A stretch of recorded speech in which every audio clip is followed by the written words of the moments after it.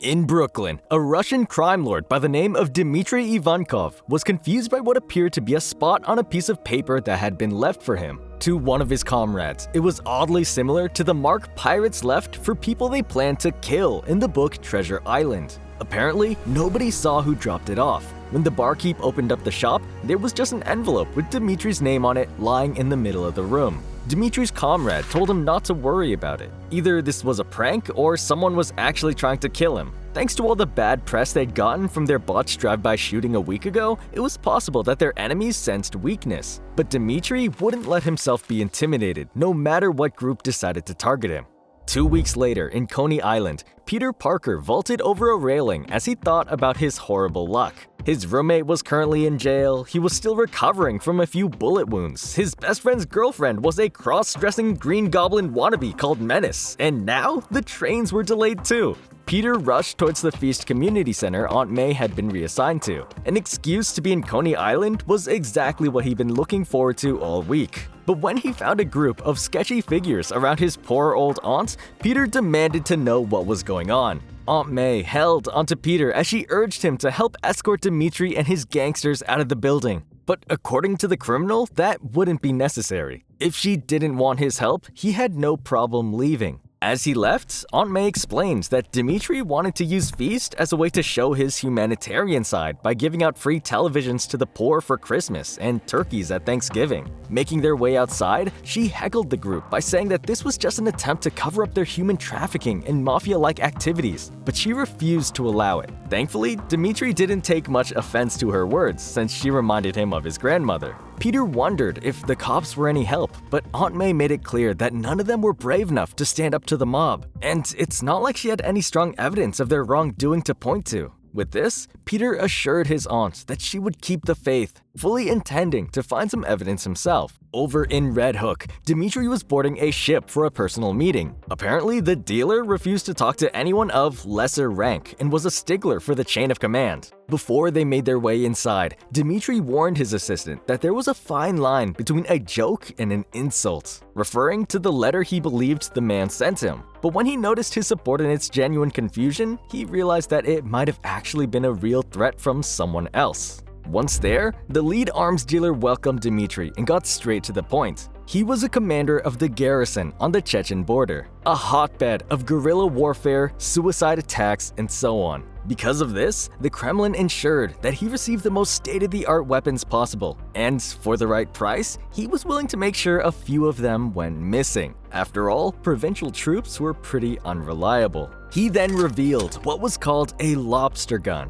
which, thanks to X-ray technology, was able to see through almost a foot of wood, concrete, or even steel. And thanks to high-powered explosive rounds, it could hit just about anything it set its sights on. Testing the weapon, Dmitry aimed at a completely obscured practice dummy and proceeded to knock its head clean off from the other side of the wall. The general insisted that it would allow for a cleaner sort of hit, which the group seemed to desperately be in need of. Thanks to that botched drive-by a few weeks ago, a young boy was placed in a coma. Even the Russian media covered the story. Dmitry denounced any connection to the event and instead questioned how much it would cost for them to buy 6 of the weapons. At the same time, Spider-Man was lurking nearby with a camera as he wondered if his Russian jokes could be considered racist or not. He figured that between the pictures he'd taken and a webbed-up Dmitry handed over to the police, Aunt May's gangster problem should be a thing of the past. That being said, the place was flooded with goons, so he'd need to pick the right opportunity to strike.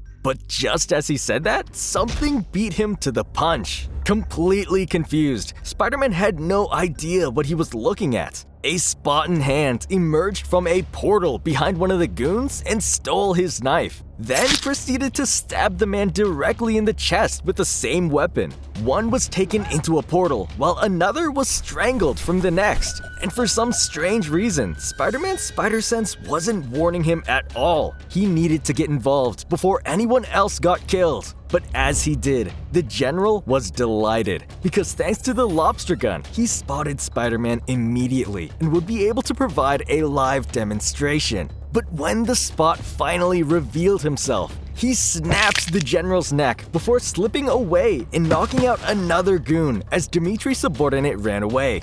Dimitri demanded to be saved before he realized that his entire crew was dead. Then it was just him and the Spot. Or so they thought. Spider-Man swung into action, kicking the Spot right in the head as he finally recognized the villain. While Spider-Man tried to wrap his head around what was going on, Dimitri begged the hero to save him and was willing to pay whatever the cost. Spider-Man agreed to do so under the condition that Dimitri testifies against his crew, but Dimitri immediately refused. Spider-Man threatened to leave the man, but Dimitri called his bluff immediately. He knew that Spider-Man didn't have the guts to abandon a person in danger. After flicking Dimitri back, Spider-Man admitted that the guy was right. As he cuffed him with some webs, Spider-Man remembered how, up until last week, the police thought he was a serial killer. The government was secretly run by Green Goblin. He was pretty much branded a terrorist, and the media claimed he was turning the young people of America into serial-killing terrorists. But somehow, this known criminal could tell he was a good guy at just a glance. Housing Dimitri over his shoulder, Spider-Man considered trying to be a bit more intimidating and decided to practice talking like Christian Bale. I am the Spider. I own the night. Your worst nightmare has come to life, punk, and you're looking right at... It was much harder than he expected. Emerging from the wall they were on, the Spot punched Dimitri in the face and sent him plummeting. As the Spot leapt toward his target, Spider-Man finally remembered that because the villain starts his attacks in another dimension, he can't be detected with Spider Sense alone. Spider-Man needed to think fast. He shot out a web and managed to latch onto the mob boss's shoe just in time, pulling him away from the Spot as he remembered that this guy started out as a part of Kingpin's superhuman enforcer department. He botched an experiment trying to replicate the teleportation powers of Cloak and Dagger. The Spot attacked Spider-Man from all angles. Spider-Man grabbed hold of a fist while thinking to himself that the Spot failed to become the Kingpin's personal hitman and has been trying to make it off the D-list ever since. When the villain pulled him into the spotted dimension, Spider-Man immediately felt sick. Spider-Man raced in for a punch. Despite the Spot's original plan, he'd never been a killer before. If that's changed, he needs to take him down immediately with his best right hook. But when he tried, the fist went into Spot's chest and emerged from his face, sending it right back at Spider-Man. This really hurt and set Spider-Man tumbling back through one of the portals behind him. Either the Spot stepped up his game or had been pushed over the edge. And as Spider-Man crashed into the ground, he realized it might be both. Whatever the case, this was bad news. Spot's powers would be enough to make him an unstoppable assassin, and Dimitri was on the verge of being taken out. But before Spot could, Spider-Man grabbed hold of the portal and shifted it. Spot definitely improved, but when it came down to the laws of physics, Spider-Man was still leagues ahead. Spider-Man demonstrated just how strong one of his punches can be as he destroyed the escape hatch. For all the trouble he'd gone through, he was expecting Dimitri to admit to all his crimes afterwards. But again, a portal separated the two, and Spidey was really starting to get tired of the same routine. Now that he finally had the mob boss in his clutches, the Spot flung the dazed man through a portal. And suddenly, Dimitri was on the verge of falling from a height of over 600 feet in the air. But thankfully, just before he hit the ground, yet another web was able to grab hold of his foot. Spider-Man reeled him back in while complimenting Spot's tenacity and telling Dimitri he could stop screaming already. Overwhelmed, Dimitri told Spider-Man that he saw the Space Needle. In that quick instant, the Spot had sent him to Seattle. As Dimitri gave the ugliest face possible, Spider-Man told the Spot that he didn't care how much he was being paid to do this or what the criminal had done. He removed the web cuffs from Dimitri as he declared that he became Spider-Man for one reason and one reason only: to not let people die. He webbed his arm to Dimitri's and told the Spot to listen closely. He wouldn't let Spot kill the man and was willing to stake his life on it. But despite all this, the Spot didn't react at all. Spider-Man asked to at least be given a sign that he wasn't just wasting his breath here. Suddenly, Spot reached into his own chest, much to Spider-Man's horror. After seeing the villain pull something out, Spider-Man refused to touch anything that had literally been inside the guy.